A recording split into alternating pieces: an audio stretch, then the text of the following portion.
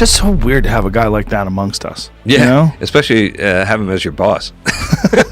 In fact, he measures pretty much every major decision by whether or not it brings the day when we have a self-sustainable colony on Mars sooner or later. That's the prism by which he makes every single decision he makes it through that prism. Jesus. Yeah. Well, also the lack of burnout, because he's been doing it at this incredible rate, 16 hours a day for how long? His whole life, I think. That's nuts. I know. And he's still hungry for it. Well, he's the next stage of humanity. Yeah. If people are evolving, he's like looking at us from the next spot. He's like, hey guys, I've got some ideas. He's doing so many different things at the same time. It's almost impossible. Like I don't understand how he does it. Yeah, I've seen him do it, and I still don't understand it. But he's so driven, and he's such a smart guy, and he's really the most driven person I think I've ever met. I'll give you a story to kind of illustrate it.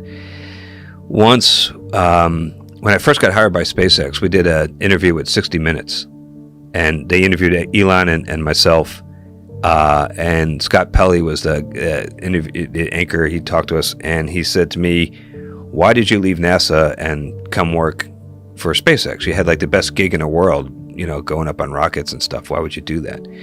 And I said, well, if you can go back in time and you were a young engineer and you had the opportunity to like get in on the ground floor and work with Howard Hughes when he was like doing all the crazy stuff he was doing in his day, wouldn't you want to be a part of that?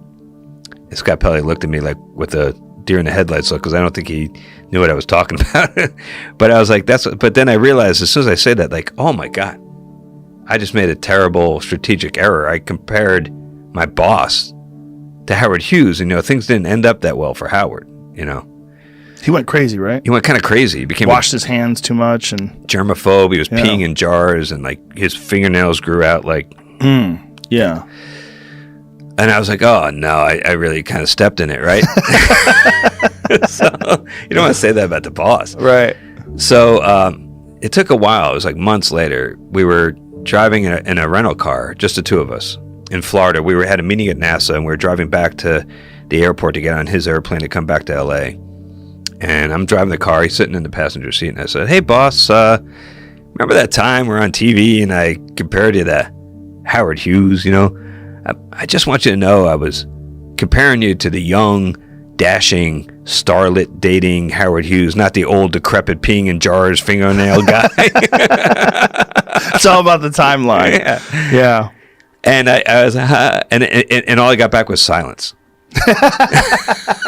And now I'm really scared, right?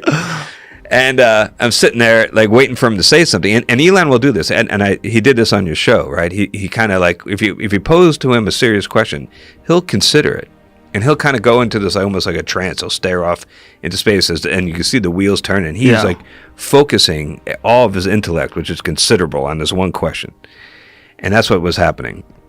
So I waited, and then he turned back to me and he said, Garrett, I don't think it's an apt comparison.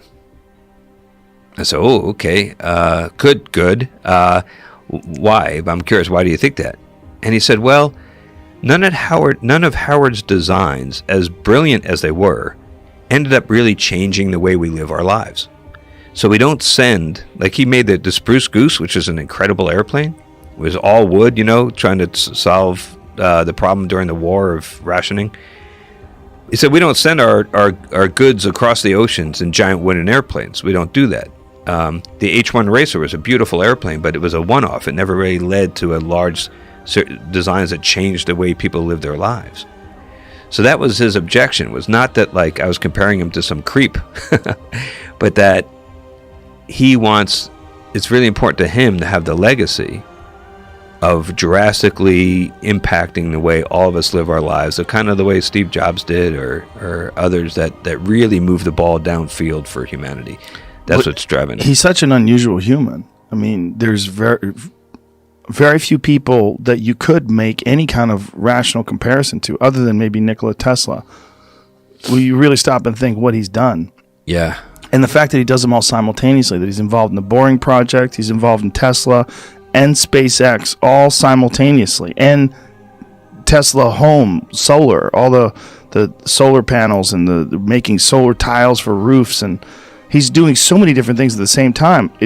It's almost impossible. Like I don't understand how he does it. Yeah, I've seen him do it, and I still don't understand it. You know, it's like I kind of burn myself out just trying to do one of those things. Yeah. He does all of them, and I mean, he does have all the advantages of wealth, which helps. You know, so like he'll have meetings with us, and he'll walk out of his last meeting, and he'll walk across the street to Hawthorne Airport, hop on his jet, and he's at Palo Alto in a couple hours, and he can be first thing in the morning at Tesla. Right. And he's got a staff that helps him, and you know he's got those advantages. But that isn't in any way describe what he or that doesn't explain why he's able to do what he does. I don't know how he does it, to be honest. Well, he's the next stage of humanity. Yeah. If people are evolving, he's like looking at us from the next spot. He's like, hey guys, I've got some ideas. Yeah, I mean, he's just an idea factory, and what's really remarkable to me is the breadth of his knowledge. I mean, I've met a lot of super smart people, but they're usually super smart on one thing, and he's able to have conversations with our top engineers about the software and the most arcane aspects of that, and then he'll turn to our manufacturing engineers and have discussions about some really esoteric welding process for some crazy alloy, and he'll just go back and forth, and his ability to do that across all the different technologies that go into rockets and cars and everything else he does, that's what really impresses me. Well, also the lack of burnout, because he's been doing it at this incredible rate, 16 hours a day for how long? His whole life, I think. That's nuts. I know. And he's still hungry for it, and he's still taking on these new projects and new ideas, and it's just so weird to have a guy like that amongst us. Yeah, you know? Especially have him as your boss. It was really weird. Have you talked to him at all about simulation theory? We never. The thing is, every time I talk to him, we focused on, and this is what he does. You know, he focuses on the thing that we are working on. So that's one of the ways he does his time management. That's one of the ways he is able to do all these things. It's like he doesn't sit around and BS with you about like what's going on with was a Neuralink, the company where he's making the chips that go in your head. Oh, that's right. I forgot about that. That's the other thing he does. That one. He's changing the way humans interface with data. He never said to me like, Garrett, what do you think about having a chip in your head? That like never. He doesn't do that. He talks to the people who really know about chips and putting chips in people's head. He talks to them about it. In fact, he measures pretty much every major decision by whether or not it brings the day when we have a self-sustainable colony on Mars sooner or later. That's the prism by which he makes every single decision he makes it through that prism. Jesus. Yeah. So he's got an idea, and he'll keep pushing, and he gives us aggressive timelines that we have to work to, and we work really hard to try to meet him.